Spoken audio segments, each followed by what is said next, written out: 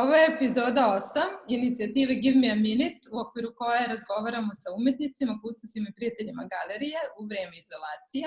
Ja imam posebno zadovoljstvo danas da razgovaram sa Jagodom Mićović, umetnicom koja je u Šangaju. Jagoda, zdravo, hvala ti što si se odazvala mom pozivu.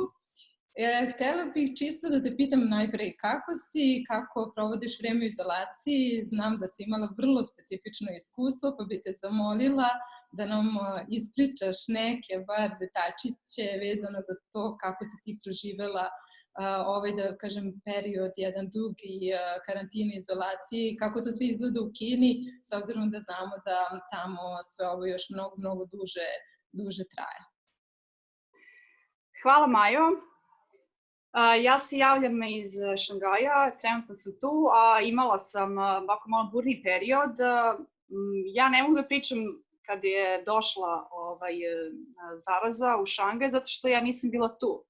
Ali kao posljedica vanrednog stanja i te opšte panike, meni se desila panika u inostranstvu. Naime, ja sam izbegla tu žešću priču oko virusa. Otišla sam iz Šangaja za Vijetnam na regularni odmor. Tako da mi kad smo otišli, to je već bio kraj januara, tada nije bilo. Bilo je sve okej, bilo je mirno. Mi smo otišli tamo na 8 dana koliko smo planirali. Međutim, silom prilika mi smo bili na prinudnom, da kažem, kao odmoru, jeli?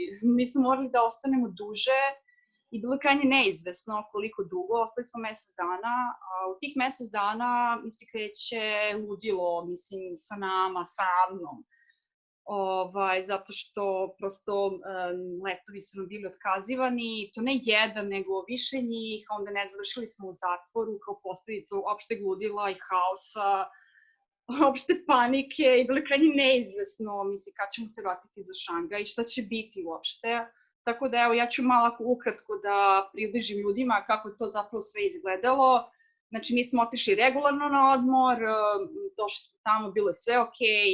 Kad smo trebali da se vratimo, naše karte su bile otkazivane, prvo za jedan datum, ništa. Ajde, kao progutaš to, dobro, ajde, pokušaš nešto da racionalizuješ, dobro, možda nije moment, dobro. Sledeći put opet.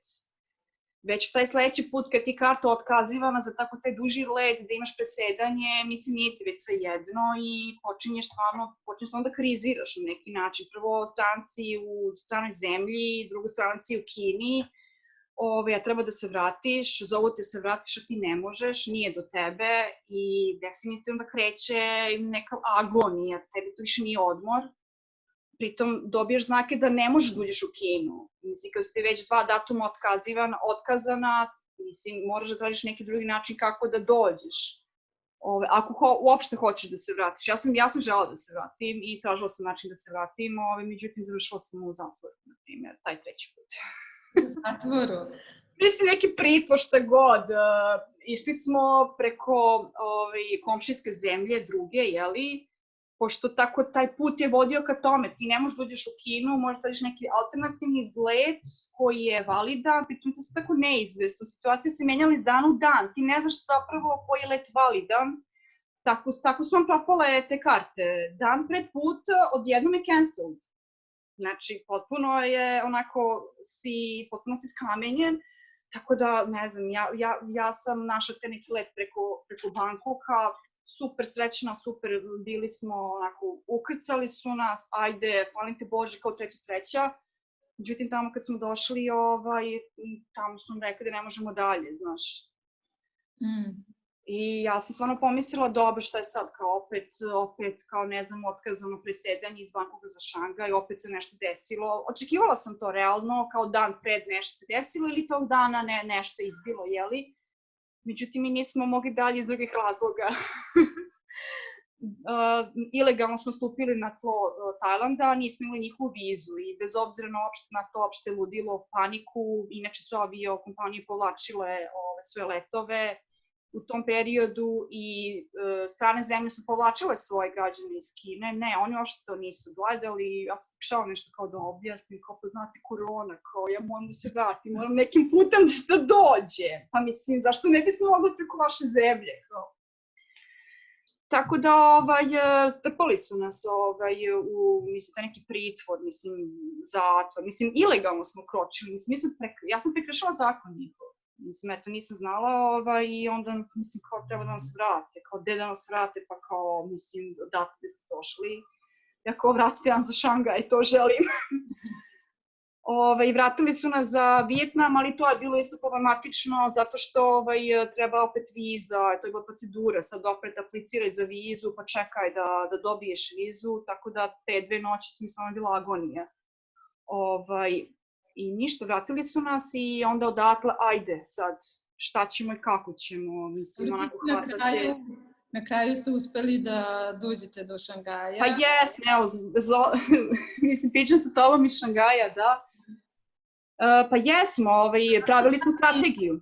Kako sada trenutno izgleda situacija u Šangaju, s obzirom da je ovo kod nas neka već 7. nedelja karantina i izolacija, pretpostavljam, mislim, znamo da je tu u Kini to nekako još ranije sa Wuhanom počela epidemija, tako da li polako počinje tu da se vraća neki život u normalu ili još uvek postoje neke striktne mere po pitanju kretanja i...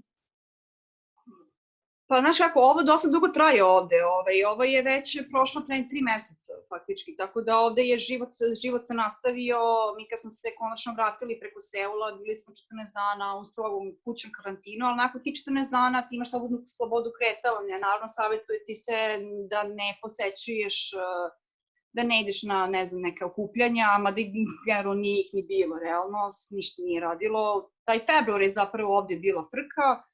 Tako da, sad je sasvim u redu, ljudi nose maske, mada ovde su maske od starta epidemije bilo obavezne. I Kina je imala maske, tako da to nekako je postao više sa neki životni stil, da sad ljudi, vjerojatno tog straha, panike i nose maske. Dan danas, mada ovde je mirno, mislim, sasvim u redu, polako se vraća život. Sve generalno liči da je liči da je normalno. Mi kad smo se vratili krajem februara, tu je bila zastrašujuća slika, to videti, mislim, nema nikog živog na ulici, sivo, hladno, vlažno vreme, ispred kapije, novi ljudi te čekaju, ne možeš da uđeš u kvart. To je bila onako slika, malo zastrašujuća, onako kao neki miris rata, bukvalno, znači, nema nikog na ulici, nema vozila, ljudi u tamnoj uniformi te dočekuju i onako mislim, prosto u šoku si, ne očekuješ to, nema dekoracije, kineske novogodine, ništa od toga nema, ali zato crven tepih, mislim, to je bila nadrealna slika u celoj toj priči, onako sivilo, nema svetla, Šangaj bez svetla, mislim, možda zamisliš ti to. I kao taj crven tepih, kao kroz tu kapiju ide, mislim, ta slika mi je ostala onako urezana, znači kao taj, ne znam, zatvor u Bangkoku, tako i taj crven tepih. Mislim, kasnije sam zapravo shvatila je crven tepih bio natopljen varikinom, ali u tom momentu meni to što nije palo na pamet da je to natopljeno varikinom, ali ta crvena koja tako šljašti u tom sivilu, mislim, bez svetla, bez ptica, bez ljudi, da kažeš da šetaju, ma ništa, ghost town, mislim, to je baš onako, da se sledi krv. Ali si jedan, da kažem, lep šlagvord za ono što sam planirala sledeće da te pitam, a to je vezano za tvoje, pre svega, radove, jer ti si kao umetnica neko ko, da kažem, intimistički pristupa svom slikarstvu, crtežima koje radiš, jer je to nekako duboko povezano sa tvojim ličnim utiscima u odnosu na sredinu, na neke proživljene događaje, na ljude, pa me interesuje da li u stvari cela ova situacija, ceo taj tvoj proživljeni, da kažem, nekoliko meseci unazad, koji su, pretpostavljam, nosiš neke prosto burne događaje koje si proživela, pa samim tim i iskustvo. Da li će oni uticati na tvoj rad, odnosno da li već u najavi imaš ideju da ćeš nešto toga preneti na radove i da li si možda započela neku seriju crteža novu? Ja sam započela sa novu seriju novih radova koje planiram da izložim, ali svakako da će ovo uticati Ja već osjećam po sebi da se stvari menjaju i sa mnom i na način kako ne gledam na stvari i na to prethodno što je bilo i novo sada, mislim da hoće. Jer ipak ovo je meni stvarno bilo jedno veliko životno iskustvo i nekako mislim da me malo i ojačalo.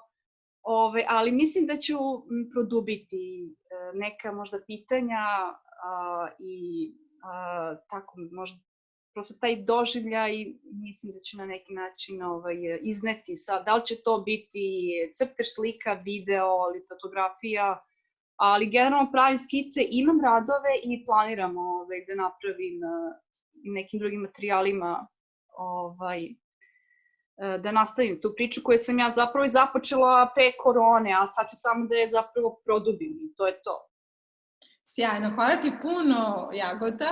Ja se nadam da kada se ove mere ublaže i kada budemo ponovo mogli da putujemo, možemo da te očekujemo u Beogradu. U svakom slučaju prestoji nam ta jedna planirana izložba tvoja u Beogradu, tako da se nadam da ćemo imati prilike da vidimo i te radove. Hvala, Maja. Ja se isto nadam da ću doći u Beograd. Ja se nekako malo osjećam da sam još dalje nego što jesam zbog ove situacije i taj doživljaj koji imam u toj daljini i ovoj situaciji, mislim da ću samo nekako da prosto kanališem kroz umetnost i da prosto sve malo tako poravim, jeli? Ali da, definitivno doživljaj postoji, a zbog ove situacije on je nekako samo produbljeniji.